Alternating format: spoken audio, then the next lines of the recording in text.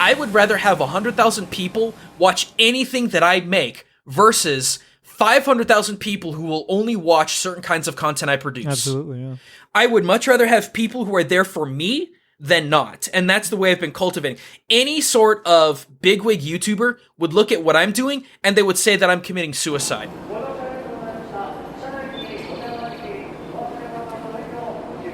Welcome to Japan Station. My name is Tony Vega. Okay, so let me just say a couple things really quickly before we get to the interview today. First of all, if this is your first time listening, thank you so much for giving Japan Station a shot. Welcome. I think you're going to enjoy this episode, and you're probably going to enjoy other episodes, so you can go to japanstationpodcast.com and check out all the guests I've had on. You can find all the show notes and all the links there. Okay, so japanstationpodcast.com. You can also find Japan Station on Apple Podcasts, Google Play, iHeartRadio, TuneIn, basically all the major podcast platforms. And please, while you're there, leave a review, subscribe, rate, share it with your friends. Okay, I would really appreciate that. And if you want to get in touch, well, you can use Facebook and Twitter at Japankyo News. That's where I post up all the updates and all the announcements for future podcast episodes. And you can send me an email, mail@japanstationpodcast.com. Okay, so now that that is all out of the way and you've got it in your head that you're going to leave a review later, we can get to my guest today. So today I'm going to be talking to Gaijin Goombah. Now you probably already know who that is, but just in case you don't, he is a very popular YouTuber. He worked a number of years on the Game Theorists, of course, one of the biggest YouTube channels around. Now he's still creating videos, but on his own YouTube channel, where he's just really good at this. He takes anime and video games and finds the real life cultural and historical inspirations that go into creating these properties. And they're just really fun videos. I've seen many of his videos. I totally recommend you go check out his channel after you're done with this podcast. So we talk about all kinds of stuff. So how it is that he became interested in Japan, and that's an interesting story, and how he became a YouTuber, the stresses of being a YouTuber and how he deals with that. He's got some really good advice about finding your passion. And we talk about many other things, but one thing we talk about at the end is moe. Okay, so just in case you're not familiar with moe, I just want to give you a quick heads up what that is, right? So moe is this, it's kind of an abstract concept, but moe is this feeling of affection that anime and video game fans will have for usually a very innocent female character. And this concept of moe has gone on to really influence anime and video games. So production companies looking to capitalize on this idea of moe will often decide we need these types of characters in the show. So what I mean is there's these very popular archetypes. For example, the innocent little sister type character, right? Or the bookish, nerdy, glasses wearing character, right? And fans will develop these preferences. So I like the bookish nerd character, etc., right? And then production companies, of course, they know that. So they decide this show needs one of this type of character, one of this type of character, one of this type of character. And because so many fans love this idea of moe and these moe characters, it's really gone on to shape the anime industry in a very significant way. So Gaijin Goombah has a very clear opinion about moe and what it's done to anime as a whole. And it's a wonderful little rant that he goes on. So look forward to that towards the end of the episode. All right. So anyway, that was a whole long intro. You don't want to listen to me. You want to listen to Gaijin Goombah, right? So let's get to it. Here is Gaijin Goombah. The next stop is Japan Station. The doors on the right side will open.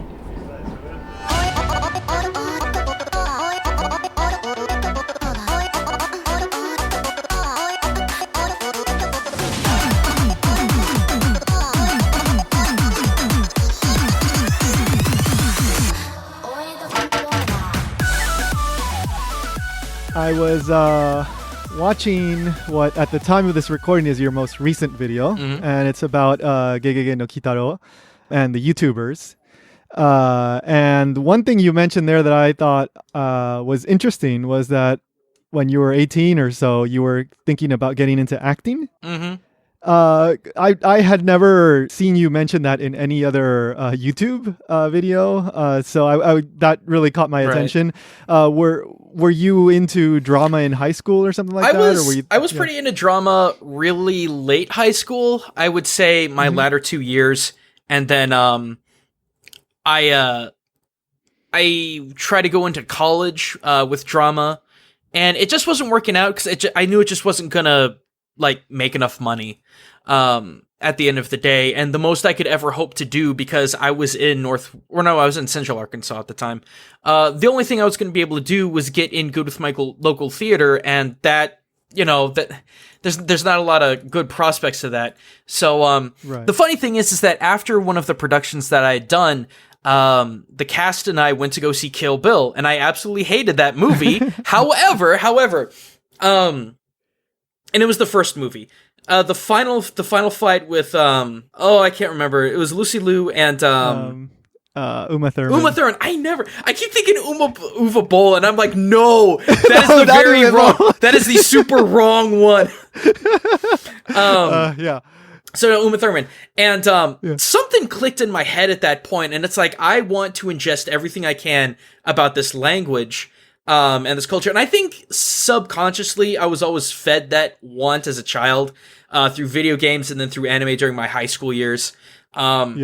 That's where it really kicked off. And right after seeing that movie, I went out to my local Barnes & Noble and picked up a very particular Japanese dictionary, and I still have it to this day. So that's kind of where I got started with everything. And I know that wasn't the original question, but that was the transition. I went from drama to Japan, which eventually led me to YouTube. But I still utilize a lot of what I learned in drama and the comfort that I found playing roles. Sure. Involving my content on YouTube. It's how it's all kind of come together. Yeah. I mean, you interact with your avatar, and they both have kind of like you two guys like in the videos have like this interaction, right? It's not like you're just playing yourself talking to yourself. There's a certain difference there in the way that your avatar and you the what we see your actual image of you interacting. So I thought, there's some drama, there's some theater in there. Yeah. And that's the funny thing too, because I get so many, I like to call them surface thinkers, be like, oh, you're just talking to yourself. I'm like, no, I'm not. When I write Little G, I write him in a very, very particular way, because Little G used to be an extension of myself. That was in the early days. Now, Little G is an extension of other varied opinions. When I talk, some people are like, oh, well, you always talk about the positive side of something, and he always talks about the negative. I'm like, that's not necessarily true. Mm-hmm. In one of the last ones that I did, one of the last Witch Ninjas I did, I was the antagonist and he was the protagonist, because I personally didn't see a lot of merit and worth where the rest of the internet would. The video that I'm working on right now, which is actually talking about a visual novel involving a whole bunch of Catgirl ninja, I personally, quick shout out to my buddy Takano101, because we actually got that experience through our combined show of Yes, Self Adventure Go over on Twitch. But as we were playing that, I was like, oh no, there are things that are legit ninja in this game. No. So I'm playing, in this next episode, I am playing as myself, who understands and sees these little nods in this overall really trashy game. Whereas Little G is playing the average internet viewer who is seeing this and being like, no, there's nothing redeemable here. Like, that's the setup and the joke. Yeah. So how do you approach that? Like, do you decide, okay, I'm going to be as true as I can to myself, and then Little G will play off of that? Or do you think like, no, this time Little G would be better for this angle, and then I'm better for this? Well, it's like I said before, whenever I play the angle, so to speak, if I am myself, I always have it be my own opinion. So, like, if I'm researching something, the conclusions that I personally come to will 9 times out of 10 be very drastically different from what other people could possibly take in. There are times where it's like, this is obviously ninja, or this, and the whole internet would be like, this is obviously ninja. And it's just kind of a straight shot from there. But most of the time, there are conflicting viewpoints. And one of the things that I learned early on in YouTube is that if you don't address as many points and perspectives as humanly possible, someone will make your life a living heck just because you didn't mention their particular side of the story. So I try to take in as much of the different angles as I can with my content. Takes a lot longer to make, but I feel like it's necessary. Yeah, no, it's cool. It's thorough, and at least a person that's really willing to think about the content that can appreciate that.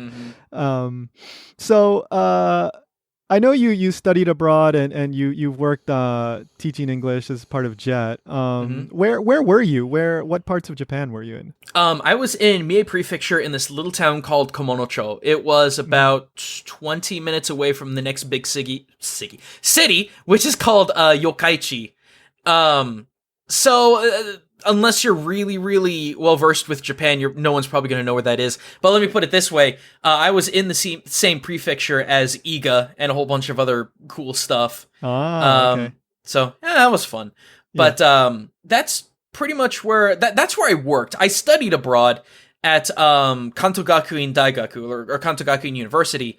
And that was in Zushi, which is pretty close to Yokohama, which in turn is pretty close to Tokyo. So, So I've spent, out of all my trips and all my study abroads and all my livings there, I've probably been there for maybe 3-4 years all together. And so, Mie is a little bit more removed, I guess you could say, more towards the Kansai side, right? It is. And then where was it? Close to Yokohama, right? Where I lived through the JET program, that was close to Yokkaichi. Which was it's studying the Kanto Gakuin Daigaku, that was close to Yokohama. Did you that say, was or? That was a stone's throw from Yokohama. Gotcha. Okay, so then I know I've heard you mention you prefer the Kansai side of things, and I do too. I studied abroad in the Kansai area, and I also ended up working in the Kansai area, but I visited Tokyo many times, and ultimately I do prefer the Kansai area. Right. But what's your take on that? Why do you prefer the Kansai area? I prefer the Kansai area because the thing is that, and this goes particularly with places like Tokyo, especially Roppongi, where if you go there and you're not Asian looking, people automatically assume that you don't know anything, that you don't know any of the rules or the language or the unspoken rules, most importantly. And it gets really obnoxious because when I go to Japan, I want to go there to actually not necessarily be a tourist anymore, I want to actually feel like I can integrate somewhat into society, but you never get a chance in the Kanto area. You don't get that chance. You just don't, because people have been dealing with foreigners for such a long time in that area that they're like, okay, this is how it is. And it's absolutely not how it is. However, you get to the Kansai area, Kansai is not English friendly at all. But here's the thing. Because of that, there are less foreigners there, and because of that, people are a little bit more open to welcome foreigners in who obviously make the attempt to speak the language, follow the rules, etc., etc. I've had a couple of times where it's like you could just walk around in Osaka and just find someone who's relatively friendly and just be like, "Nande ya nen?" Just a quick note, "Nande ya nen?" It's a classic phrase in Osaka dialect, okay? In the Kansai region, people say that pretty often, especially in Japanese comedy. And what that is it's something that you say to somebody after they've said something silly. It's kind of like, are you kidding? Like, what are you talking about? So for example, you're at a restaurant and you know the owner. It's a little restaurant, and you ordered a bowl of ramen. The bowl of ramen costs 1,000 yen, so $10 more or less. And then you go, hey, give me the bill, or hey, I'm gonna pay. And then the owner says, okay, that'll be 1,000,000 yen. And then you say, "Nande ya ne?" And it's this fun thing that people say. So if you go to the Osaka region, give it a shot. And just find someone who's relatively friendly and just be like, "Nande ya nen?" Just no context whatsoever. And they'll be like, "Oh," and they'll just buy you a free meal. Yeah. Because it's like, holy crap, you actually get it. And you're not from here. Holy crap. Like, that's the thing. There's so much more invigoration, if that's the right word to use, when it comes to the Kansai area, because they don't get a lot of foreigners down there. And on top of that, they're a bit more chillaxed. I know that a lot of people see the South or the West, depending on, your perspective, as a bit more chaotic and less rule abiding and whatnot. But those are the people that you're going to want to party with the most, because like they're just excited. No one's excited. No one's excited in Kanto. Like that's just been my experience. Right. Yeah. No one's happy to see you. There's this classic, I'm sure you can, if you look hard enough on YouTube, you can probably find it, but one of those Japanese variety shows, they go do a test, and they go to check out, they always say like nori ga ii, so like Kansai people, like they're very game for anything, like especially when it comes to like funny things, comedy kind of stuff. And so they go out into the street and they mimic like shooting them with a gun. And then the Kansai people always like react like they were shot by a gun, but the Kanto people, like they don't. Oh yeah.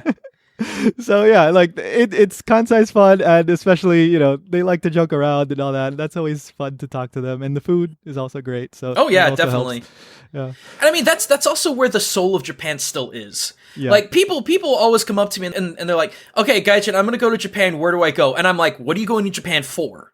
Mm-hmm. And they're like, what are you talking about? I'm like, no, what are you going to Japan? No, for anyone listening to this, figure out what you're going to Japan for. Because if you want to go to Japan to get into the culture and the heart of the country, you go south. You go to Osaka, you go to Kyoto, maybe a little bit Kobe. I mean, that's where you want to be. But if you want to be where it's at, quote unquote, where whatever is hip and fashionable and new, you want to go to Tokyo. Granted, both of those have their own different flavor. Like, there are several parts in Tokyo that are, like, highly traditional. Like, you'll find a lot of that in Asakusa. You'll find that at Meiji Jingu. And then in the south, in Osaka, I kid you not, Akihabara is a joke compared to Denden Town. Yeah, Denden Town. Yeah, absolutely. I'm sorry. It's an absolute joke. You go to Denden Town, which is arguably smaller, but man, the variety of what they have to offer is so much bigger. Where if you want to go just for waifu culture, you go to Akihabara. Yeah. That's it though. I've noticed that, yeah. Like, it's always like the newest, whatever is hot, which is, of course, all the moe kind of stuff these days. But, and then you try to find anything a bit older or a bit more obscure, and it's always trickier. Oh, it's relatively impossible at this point because they're just shoveling in new stuff all the time. So it's like if you're like a 30-year-old and you want to if you want to find merch or stuff of 90s to early 2000s anime, you will not find that at Akihabara. You'll find that in Denden Town, which is on the other side of the country. Yeah. So, I'm always curious about people that, participate in the JET program because that's a contract system, right? So every year you have to renew and you're faced with this decision. Do I go back home? Do I stick around for another year? Do I try to find some other job? Do I go teach English somewhere else? And ultimately my decision, because I was there 3 years in Kobe, I decided, no, you know what? I think it would make more sense for me to go to graduate school. And so that's what I ended up pursuing. But what was the thought process for you? Like, were you already thinking I'm just going to be here a few years and then go back, or what were you thinking you were going to do? I had some very, very drastic, I'm going to get a little personal here. I had some very drastic changes throughout the course of my 2-year stint in Mie. When I left, I was engaged to another girl, and that exploded into horribleness. Okay. That just turned into something absolutely dreadful. So I was like, all right, well, I'm still here. I might as well stay here. But I was like really, really lonely. I eventually found my now current wife, because we knew of each other in college, but we didn't start talking until, I reached out to her on Facebook and, that happened. And so eventually I wanted to come home, get married to her, and figure out what to do next because I couldn't take her. I would have had to have gone home, got married, got her a dependence or a dependence visa, and then bring her back. And that wasn't going to work. But this is my experience, and this may be a little harsh, but this is the honest to goodness truth. I will never teach English in Japan again. Unless it is on my own terms. And the reason I say that is because what destroyed any interest in me wanting to teach in Japan, and this is working at a bottom rung school, so take that for what it is. Yeah. But I was trying to not only teach the kids how to speak, but why to speak. What they could do, the fact that they could get out of their own country, the fact that they would have so much open up to them.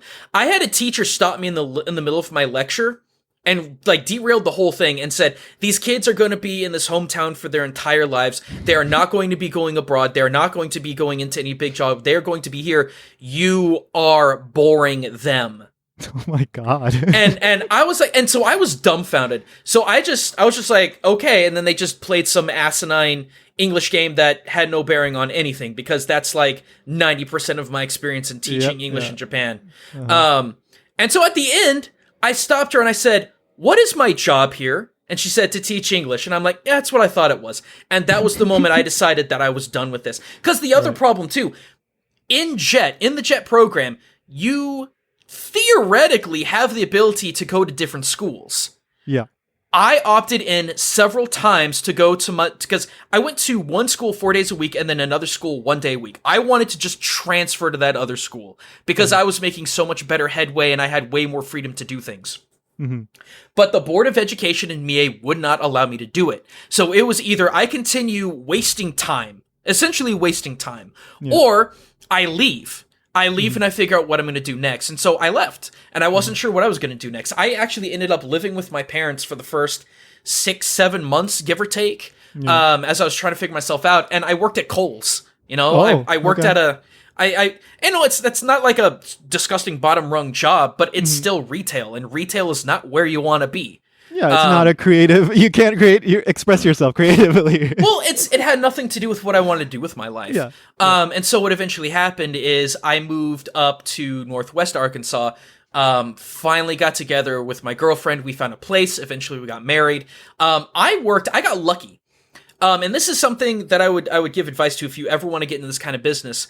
In the process of you making online content, find a job that permits you time to do that. Yeah. I got super lucky in that I got to work on my videos on the clock because I went the job that I took was back in my old college as I was basically a tech person. We had all of these special computer labs that had things like like all the Adobe programs, Audacity, everything that you could think of that involved in video creation, 3D modeling, like all this tech. And it was my responsibility to have some kind of specialized capability in one or more of the programs. So I essentially got to work on my earliest YouTube videos while at work, like as part of my job. So I got really lucky in that I was being paid already to expose to figure out how video making worked on top of actually putting my content out there. That's great. From there, I worked with Screw Attack for about a year or so.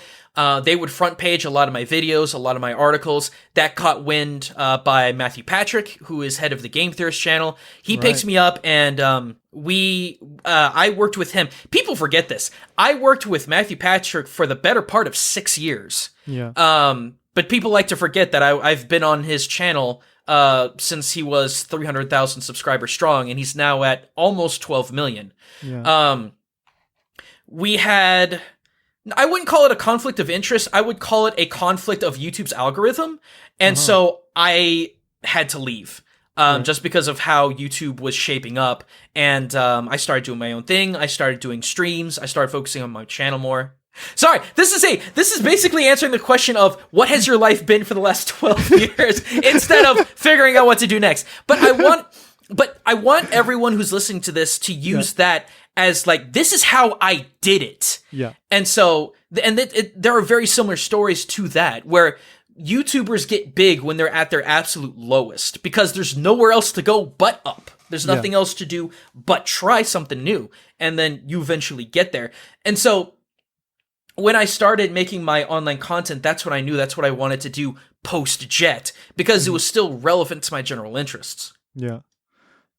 So was there a moment where you thought like, oh, wow, like this could actually turn into something, these videos that I'm making, like, they're actually, people are watching them. Like, oh my God, like, was there some kind of moment like that? When I got my first, so here's the thing. I didn't upload my videos to YouTube because I was too paranoid about getting copyright claimed and all that other jazz. So I uploaded it to another third party site. I can't remember what it was called anymore. Yeah. But they would run ads on their service. And the first check I ever got was for $30 from them. And I looked at it and I'm like, holy cow, I actually made money doing this. It's not a lot, but I actually made money doing it. And I still had to have my part-time job in order to make ends meet, and I was not making a lot of money. I didn't start making money really, like a sustainable living, until Matt picked me up, and that was a year or 2 years after I had moved to Northwest Arkansas. And from there, I was able to kind of make my way and money from that and my own channel, because streaming wasn't a thing at that time. I was able to make it, and I was able to do more than make it. Brand integrations came through, and that helped a whole lot. And then as soon as streaming started, I was like, all right, I want to make this a thing. I want to start developing an audience. But it was a matter of, am I going to go to YouTube or am I going to go to Twitch? And Twitch just worked way better. So what is the most rewarding aspect of this? What has kept you going? What do you still enjoy about producing video like this after all this time? In terms of actually making videos per se, I would say I live for the first 8 hours of that video's existence. Because that's the people who leave comments within those first 8 hours are the people who really want to see it. Those are the people whose opinions I care about the most. After that, I tend to ignore what people are saying. Like, I'll occasionally go back through and be like, okay, was someone late? Okay, that person was late checking it out. I'll like that comment. Because after your video hits generalized trending, that's when you start getting the random yahoos come in making the idiotic commentary. Sure. And that's where I just cut it off, because there's no point. But the most rewarding aspects of it are seeing how people are amazed at the fact that they've already known things. I just told them that they knew these things. Right. 'Cause that's how tangential learning works. It's that, hey, you know, it's not a matter of, hey, did you know this? It's a matter of, hey, you knew this. You just didn't know you knew this. Which has always been a lot of fun. Going to conventions and seeing people who are like, I've been watching your content for like years upon years, and it's really made a difference to me. That's always been a big deal to me. And then streaming has been a really big deal for me, because that is the corest of the core audience. And ironic, the biggest irony of it all is that I make 4 times as much streaming as I do on YouTube. Wow. To put that in perspective, listeners, I have on average 100 to 200 people in my stream at any given time. And then on my YouTube channel, I get 100 to 200 to 300,000 views on average. It's usually averaging out at about 1 to 1.5 or 100 to 150,000 views. So with less than, I would say with like 0.0001% of my viewers, I'm pulling 4 times as much income. Because that is the power of streaming right now, is that you make so little money. You make so little money actually getting ad revenue from YouTube. YouTube is not the money dream. It isn't. I don't know if it ever really was. Because you get like a CPM of $5, which means for every 1,000 views, you get $5. So this is how it breaks down. YouTube takes half of that, first of all. So now you're left at $250. Not counting, or if you count in all of the people who watch YouTube with ad blockers on, you lost another, I would say you'd lose another $1. All right. And from there, your MCN, which you probably have because MCNs help protect you from YouTube's idiotic system of flagging, because anyone can do it, that will take another 50 cents away from you per 1,000 views. And so you're left with $1. Wow. $1 for every 1,000 views. I kid you not. If I was doing YouTube videos only, I would be working for less than minimum wage. Yeah. It wouldn't be worth doing anymore. But all these other revenue opportunities and supporters of those have been the make or break. Yeah. Oh, that's crazy. Yeah. I mean, no, you hear all about, adpocalypse and this and that, but it's real. Yeah. No, that's do you ever just get stressed out? Like, of course. No. Absolutely. Of course. I literally just got back from a Korean spa that was in town here that I should have gone to a year ago. And I finally got the first full body professional massage I've ever gotten in my life. Yeah. And here's the thing. That is probably going to be a requirement for me now. Yeah. Because YouTube is such a stressful job wherein you don't know what you have to placate. You don't know if it's the system you need to placate. You don't know if it's your audience you need to placate. It's especially terrible for people who specialize in a particular game, like Overwatch or League or something like that. Yeah. For people who specialized either streaming or YouTubing with Heroes of the Storm, when Heroes of the Storm got pulled under by Blizzard, they were penniless. They completely lost any sort of revenue because they locked themselves into that.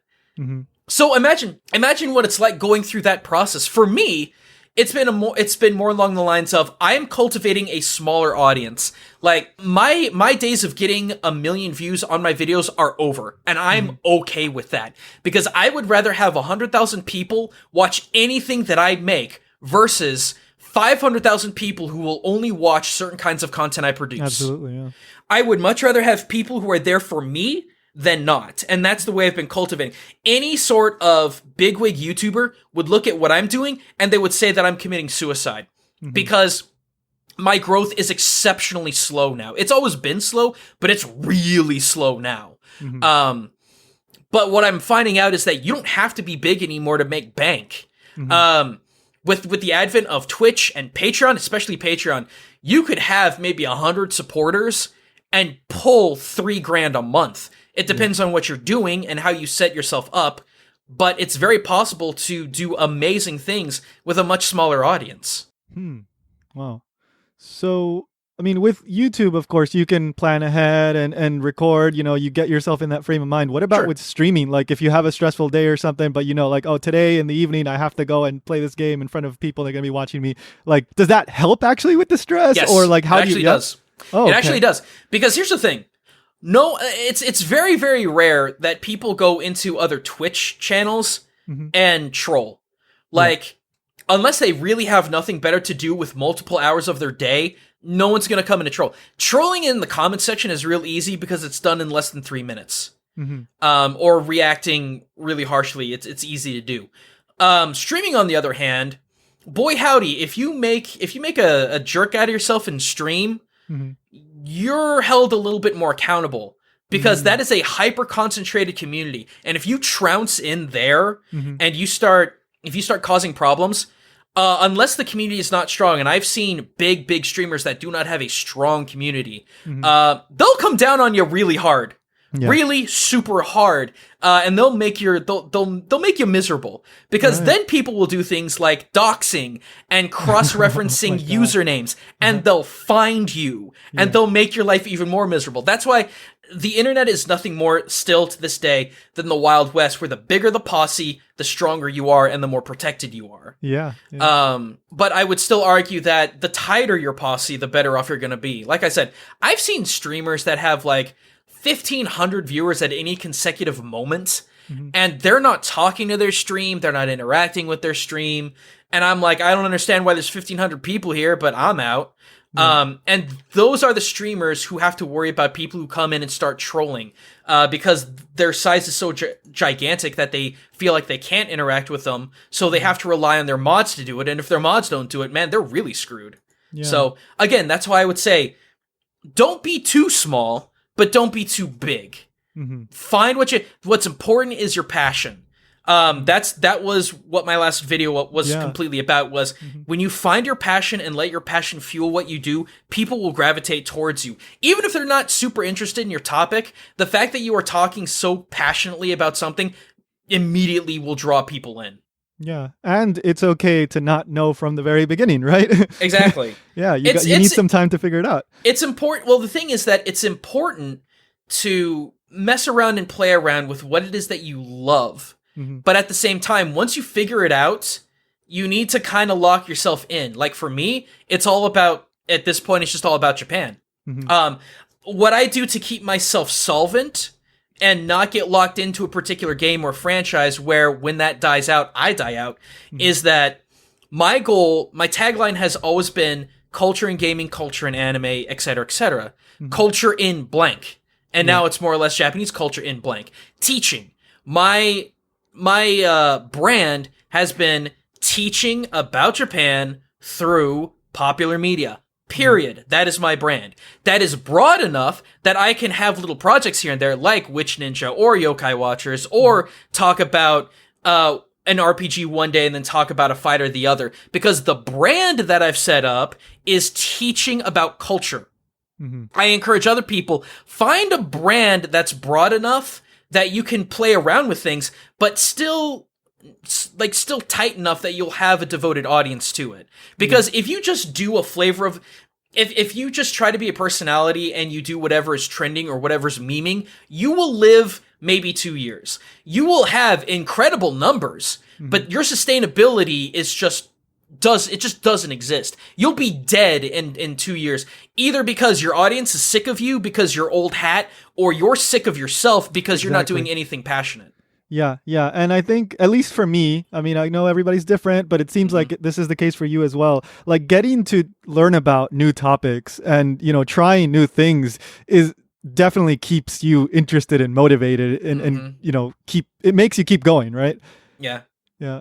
Okay, so as we're wrapping up, I'm a little bit curious about the research process that you go through with, for example, Witch Ninja and now the new show coming out, Yokai Watchers. But so you mentioned in your videos how you'll go to Japan, you'll go and collecting materials and all that. So like, what are some interesting places that you've gone? Like, what have you done? Well, a lot of my when it comes to research specifically, it's all internet. I've branched off to books. When it comes to Witch Ninja and Yokai Watchers, because I want to be a little bit more thorough with that. Yeah. But most of my videos, especially the ones that I've done 3 years ago and older, have just been research online. Because people, this is what I don't get. I get people almost daily come up to me and they're like, what book sources do you use for your content? I'm like, I don't. Because it's all online. And there will be people who are like, oh, do you trust the source? And this is my process. Love it or hate it, this is my process. I will think about a theory. Like, I will think about a cultural theory. Does this represent this? Does this game character represent this thing about culture? And typically, I'll start off by going to a larger aggregate site like Wikipedia. And then if Wikipedia confirms it, I'll be like, okay, I will cross-reference the citations that Wikipedia provides. And then, if not that, then I will go to maybe 3 or 4 other sources. If all of those consecutively line up, that's how I go forward. Because there's no time. If I was to be 100% thorough on everything that I did, get anything done. No, you would not get anything done. With this, how fast as the internet moves these days, it would be like a single video a month, with much of that time being research time. And there's no time for that. There just isn't. So it's a matter of efficiency. It's only been recent, actually, that I've been going to other places in order to use them to bolster my videos, so to speak. Not the next video, but the video after, I'm going to be talking about Sarazan Mai, which is that really, really hot anime that's been going around 7-8 episodes now.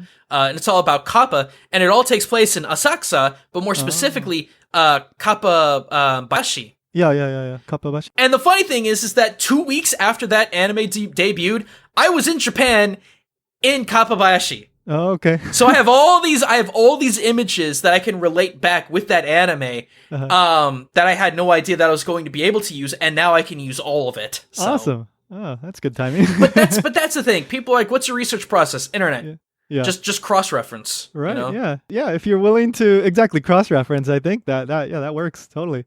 What are a couple misconceptions that people have about Ninja, for example? I mean, I know, like, I've seen, I think, either all or just about all the Witch Ninja series, and there's a few things that keep coming up. Could you just give a couple examples? One of the biggest misconceptions about Ninja at this point is that people think they were combat heavy. They were not. Ninja by its own kanji definition is one who is in the profession of survival. Ninjutsu is not a martial art. I don't care what anyone says. It is not. Bujinkan ninjutsu is, but that's kind of a separate thing.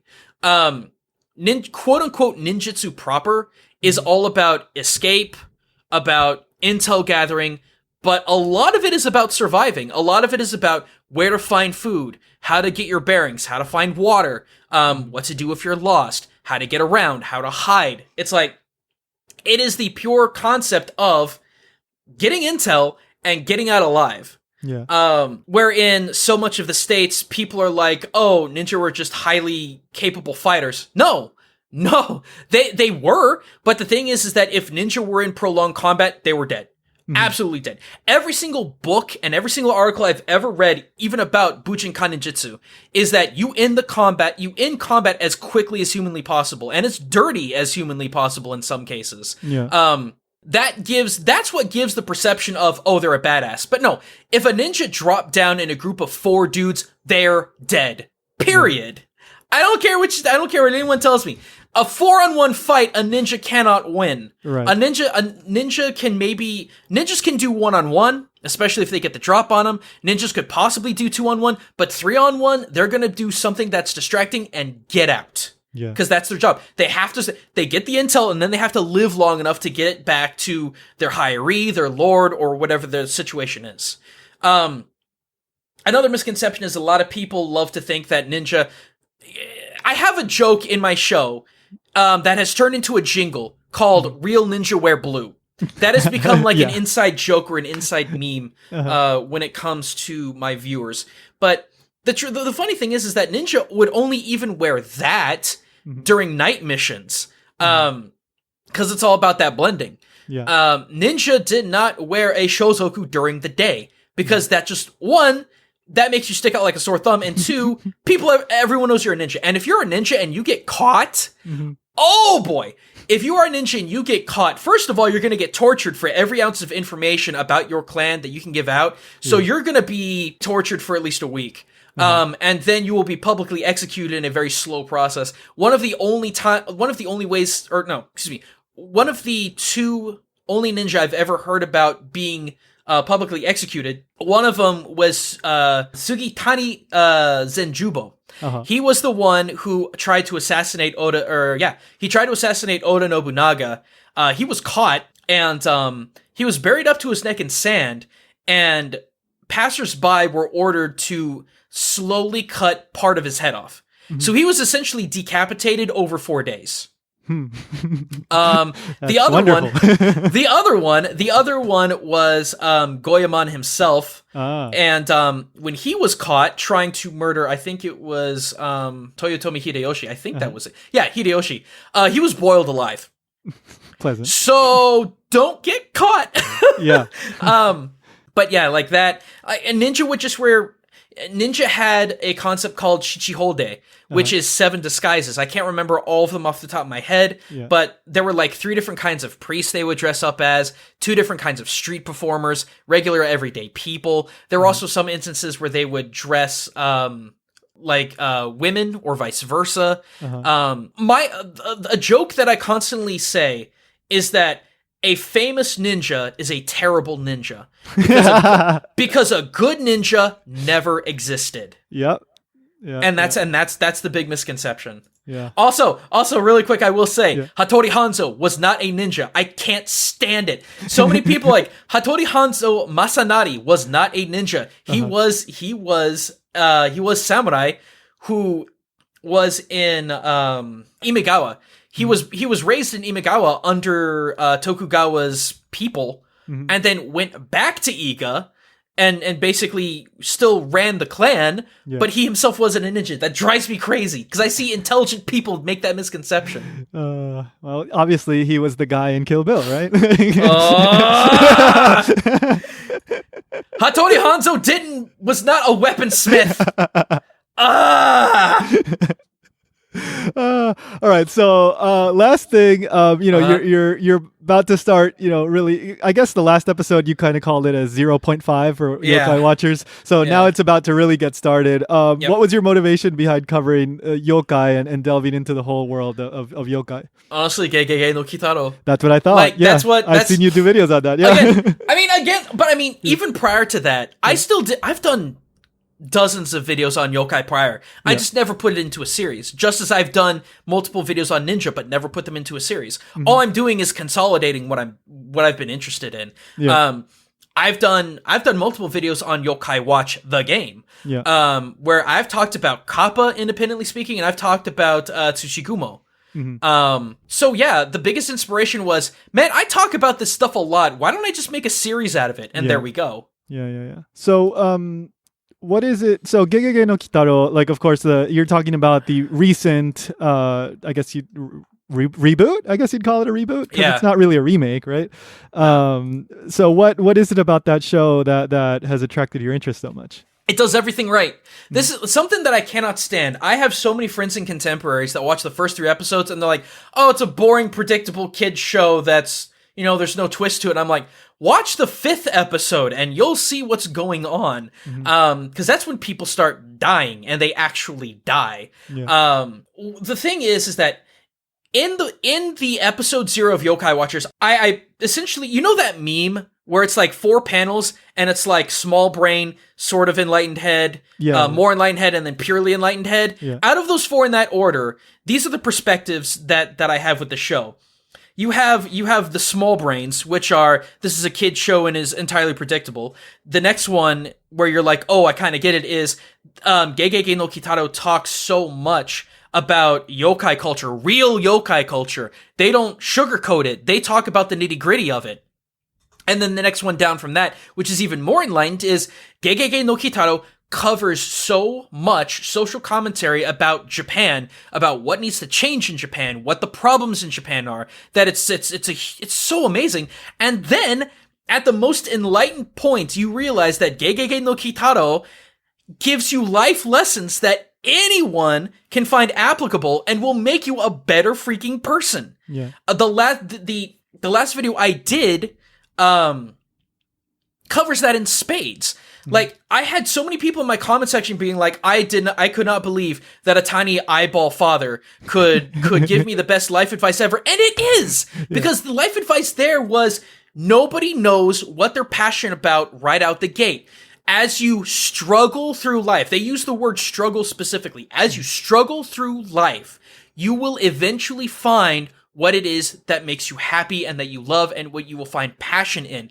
But you cannot close yourself off to the opportunity of something coming in to touch you on an emotional level. That is the very essence of what makes GeGeGe no Kitaro the best anime in my book. It straight up is. Because it provides such life perspective that anime doesn't do. Least of all, the moe crap that I see all over the place. If anyone knows me, they know that I hate moe with a fiery passion. If people like it, fine. I can't stand it because... Can I go on a rant for just a second? Go right ahead. The one thing that makes anime stronger than any other visual medium of entertainment is the ability to personify humanity. The ability to personify emotion, stress, sadness, happiness, everything from the teardrop on the forehead to what was it? I think it was Silent Voice, the movie. Oh yeah, where that one guy was so withdrawn from society that there was an X on everyone's face, and that's how he interacted with people. Anime takes human principle and can personify it. No other visual medium can do that. It can't.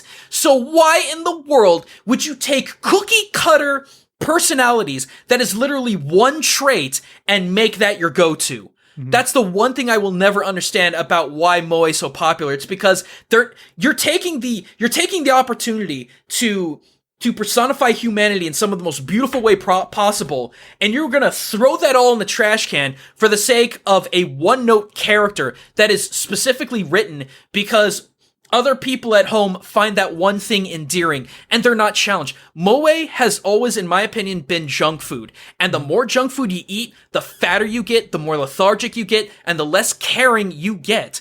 Whereas other anime, like Silent Voice, Your Name, things that actually have emotional impact. I would even say things like Akira, because that has emotional impact. Or visual impact, for that matter. That's like your chef salad, That is the thing that's going to get your mind thinking and invigorated and inspired, and that's the stuff that'll make you cry out of joy or sadness.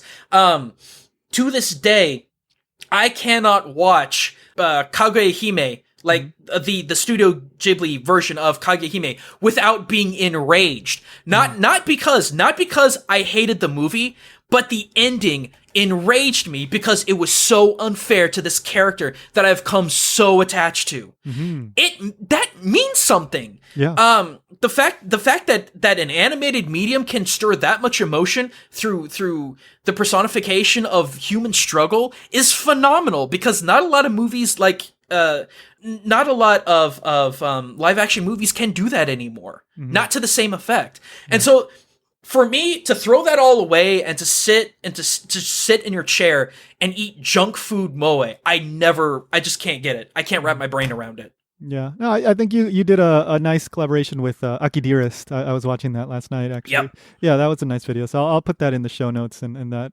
it's a nice two-sided perspective to it. Sure. Yeah, but yeah, I do admit I'm not particularly into moe either. So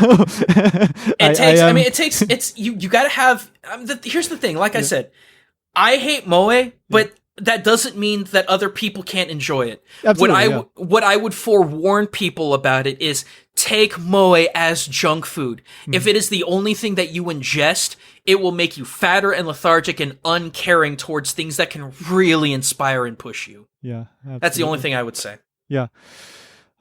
Well, Gaijin, thank you so much. Yeah, absolutely. We covered a whole bunch of stuff. That's awesome. Thank you so much. It was great talking to you. I will, of course, put you can just look up Gaijin Goombah. It's going to come up on Google right away, but I will put it all in the show notes just in case people are too lazy to type and they just want to click. So. Oh, boy. Awesome. Thank you, man.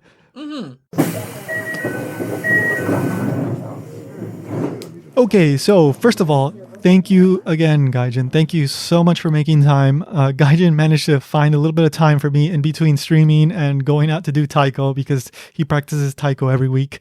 And our schedules lined up, and this was a great conversation, just jam-packed with some great information. So if I had to just highlight one thing that he said, though, it would be that whole part about finding your passion, right? Like, it may take you multiple times. Like, you may be in a bad situation when those opportunities come. But if you keep at it, eventually you may just find that thing that makes you happy, right? You may just find that thing that you can say like, oh, I love doing this and I'm so glad I found it, right? That actually ties in with the whole go find your miniature pony thing that I say at the end of every episode, right? You never know when that opportunity is going to show up, but don't close yourself off to those opportunities, because when it does show up, you never know. You never know what can happen. So why not give it a shot? All right. So keep that in mind.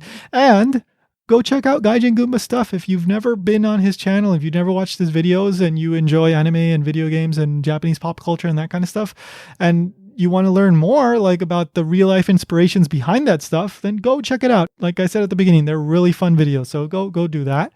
And as always, thank you so much to Me for providing the opening and closing song. And episode 16, it's going to be a good one. I'm talking to Janice Nimura. She is the author of a book called Daughters of the Samurai. Okay, so if you're familiar with Japanese history, you know that when the Edo period ended, right around 1868, Japan was ramping up to westernized, modernize. And so they started sending out people to the West, right? To Europe and to America. And one thing they did was send out Japanese girls to go get educated in America and then bring those lessons, that knowledge back to Japan to educate future generations. It was a crazy idea. And Janice Nimura writes about this. And the amount of just research that she did for this book is amazing. And the story that she tells is just great. Some great details. And I really enjoyed my talk with her. So come back for that, right? JapanStationPodcast.com or wherever you get your podcasts. So that is it for episode 15. Thank you so much for listening. And remember, go find your miniature pony.